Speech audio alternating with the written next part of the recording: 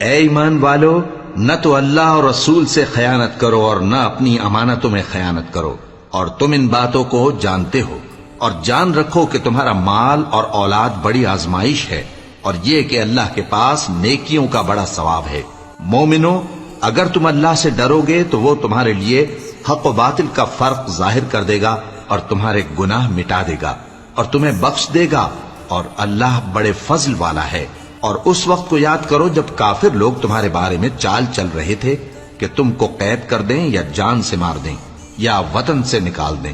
تو ادھر تو وہ چال چل رہے تھے اور ادھر اللہ تدبیر کر رہا تھا، اور اللہ بہترین تدبیر کرنے والا ہے۔